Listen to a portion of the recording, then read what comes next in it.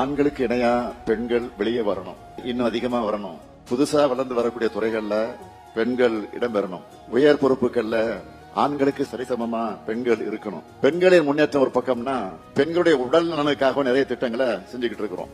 அதுல சிறப்பான திட்டம் இன்று என்னால தொடங்கி வைக்கப்பட்டிருக்கக்கூடிய கருப்பை வாய் புற்றுநோயை தடுக்க 14 வயதுடைய பெண் குழந்தைகளுக்கு HPV தடுப்பூசிய அரசு செலுத்துறதுதான். முதற்கட்டமா 4 மாவட்டங்களில் இருக்கக்கூடிய 30,209 மாணவிகளுக்கு இந்த தடுப்பூசியை செலுத்த போறோம். முழுக்க முழுக்க நம்ம திராவிட மாடல் அரசினுடைய திட்டங்களோட ஒத்து போகக்கூடிய குறிக்கோள்களை இந்த தமிழ்நாடு மகளிர் வேலைவாய்ப்பு மற்றும் பாதுகாப்பு திட்டம் கொண்டிருக்கு.